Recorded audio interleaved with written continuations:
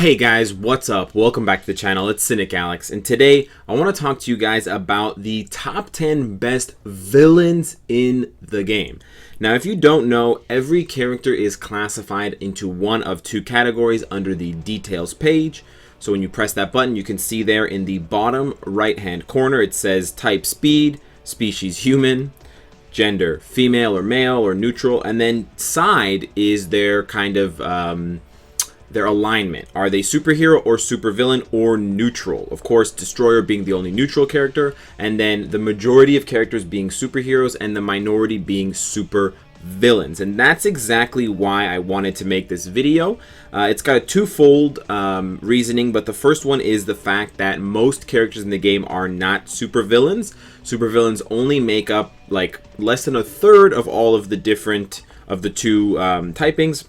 Secondly, because they're actually extremely important for Shadowland, and I've been putting a little bit more emphasis lately on Shadowland, and the more I play, the more I see the flexibility of supervillains in the different game modes that Shadowland presents to you with the restrictions. So it's important to know which supervillains are the best if you want to invest in them. But I do want to preface this video by saying that I will not be using or discussing any native tier 2s in this top 10 list. I just think it's unfair and it's kind of lame because of the Black Order being so dominant. If you take the Black Order out of the supervillain list, if you pretend that they were never added to the game, there's actually very few supervillains, and the list is actually quite sad. So I'm not going to be discussing them because they would dominate the list too heavily. If you want a reference, a point of view for how I would rank them from number 1 to number 7 in terms of the native tier 2 supervillains, I would obviously put Dormammu first, and then Thanos, Corvus, Proxima, Ebony, Supergiant, and of last but not least, Black Dwarf. So that's pretty straightforward, guys. That list is not very important nowadays. The Black Order becoming less and less meaningful now that we have so many powerful tier 2s, which is good, but it's a point of reference for you if you want to know. So let's jump into our list, the top 10 non-native tier 2 supervillains. So these are tier 1 supervillains that you can get in the game, and which ones are the best. So I'm going to start with number 10, Bullseye. Bullseye recently got an update that made his 5th skill quite good, Madness Knife. It does quite a lot of damage. It's got AoE, it's got burst potential, and his leadership is very rare. Only Robbie Reyes shares the same one, and he's a brand new character. So Bullseye is in a pretty unique spot in the game, a pretty unique position. On top of that, he's a combat supervillain. Of course, he has to be supervillain to be on this list, but he's a combat type. So he works in conjunction with characters like Nebula and Ulick, who are not on this list, but they're honorable mentions, to get that Extreme Alliance Battle Combat Supervillain score. He's not the best, and that's why he's number 10 on the list, but he does some things well, and he's got a pretty snazzy uniform, so you can build him up and get a reasonable return for your investment.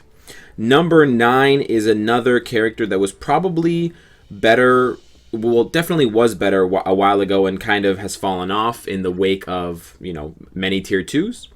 My boy Kingpin, also known as DJ Khaled when he puts on his Blast uniform. Kingpin's tier 2 gives him a lot, but it's just not enough to propel him into that next stage, but he's still a very valuable tier 2 and combat / blast supervillain because of his flexibility. He can change types. He's got summons, he's got a short iframe, he's got a lot of HP, he's a very tanky summoner, which is very rare for most summons in the game. You know, we think of summoners, we think of Clea, she's fragile, Maximus, he's fragile. Most of them are quite weak, but Kingpin can really take a punch, and, you know, despite the fact that there are faster ways to clear World Boss, once upon a time, he was one of the only ones to do it consistently along with the likes of Loki, so he's got to show up on this list. Number 8, we're starting to get into some better characters as far as their overall power level goes. We have a character who I hope to see more of as Netmarble develops Spider-Man's villain and rogues gallery, Green Goblin. You guys will take note that I am not a big fan at all of his uniform, so I'm not going to talk too much about it. But Green Goblin is quite good. He's got iframes, he's got poison damage on most of his skills, 4 out of 5, which means you can augment his damage very quickly with poison damage obelisks. We're just waiting on a poison leadership net marble. Okay? Take notes, Jonathan. And he's got AoE capabilities, and his tier 2 is actually quite powerful. 45% is like a whole obelisk, and 30% guaranteed dodge is up there with the likes of Black Widow, so it does add quite a bit of survivability to this character. And yes, he does get flexibility in the typing change and elemental damage change for his uniform, but it does kind of make the character a lot more difficult to review, so that's why I'm not going to delve too much into it. But he's comfortably on the list at number 8. I think he's a pretty good villain, and he's got, you know, quite a few missions to farm for him in, so you can build him up, you know, consistently and rapidly. Number 7 on the list is a character that's a little bit harder to farm for, but he's a little bit better overall once you get all the investments down, especially his tier 2, and that is Malekith. Malekith is one of the only characters in the game that has a increased damage dealt to superhero types as part of his kit.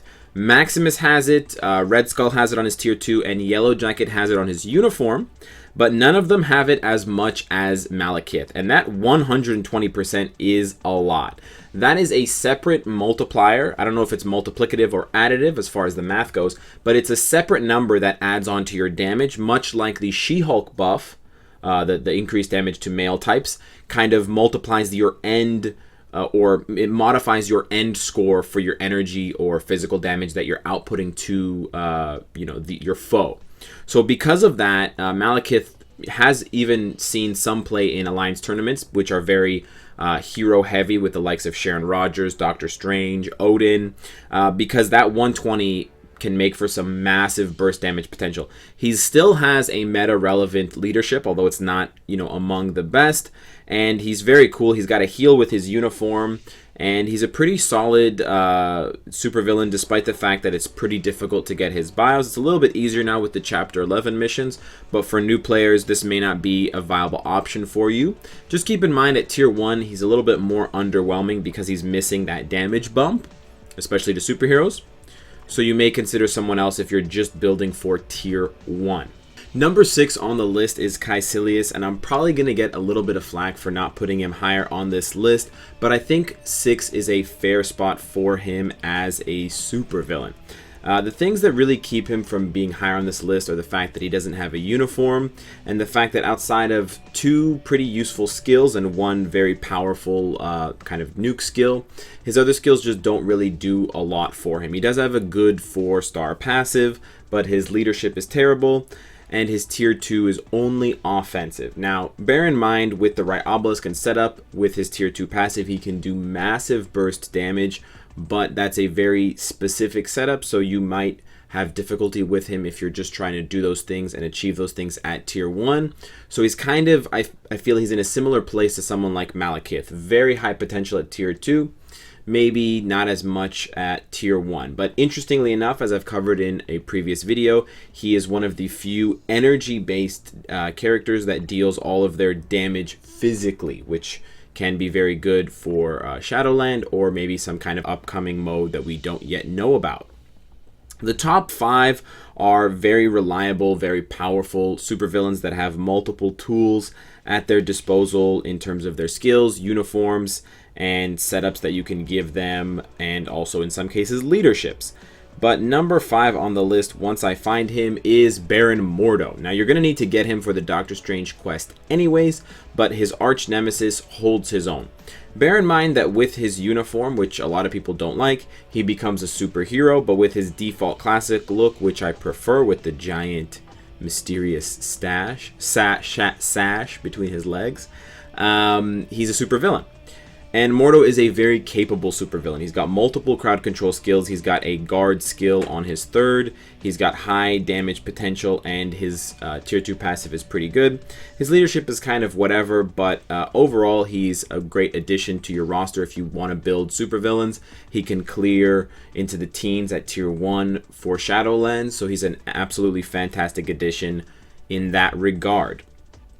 Number 4 on the list, and here's where it starts to get a little bit dicey, guys. I think number 4 and number 3 could be argued to go either way, but the way I feel about it as far as ease of use and overall popularity, I'm going to stick with these rankings, but feel free to disagree with me in the comments and let me know why. So number 4 on the list for me is Yellow Jacket, and Yellow Jacket is a very, very strong character, one of the best tier 1 supervillains in the game. His uniform is great, and as I spoke about before, it endows him with that increased damage to superheroes, which is very helpful in PvP modes that are, you know, littered with Doctor Stranges. He's got multiple great skills in terms of whether they're giving him iframes, whether they're able to kind of guard break or interrupt the opponent with multiple hits. His leadership is actually quite strong, especially for something like Shadowlands. He's got huge burst damage on his 5th skill, which also has an additional paralyze. With his uniform, his 4th skill has lots of AoE to cover basically his only weakness. And then his leadership is, or sorry, his tier 2 passive is just massive damage and survivability. Basically, the only thing he's missing from being a perfectly balanced character, a perfectly optimized character, is either an immunity, skill, or effect, or some kind of heal. But outside of that, he's a fantastic character. Love playing as him, and he also looks like a Power Ranger, which is pretty cool. Number 3, and here's where I thought, you know, Yellow Jacket, Loki, we can kind of flip-flop on them. But in my case, I think that Loki is number 3 simply for ease of use. Loki is one of the easiest characters to play as, and given his or her, depending on the uniform's flexibility, it's hard to argue with the value you're getting when you invest in Loki as a supervillain. Either uniform will remain supervillain, so you don't lose anything there. It's just about gender. And you guys already know what the deal is with Loki. The cold damage is boosted by Misty Knight plus obelisks. He's got the clones to deal all the damage. He's got the barrier, which is second to none. It's the best type of barrier in the game as far as guard hits.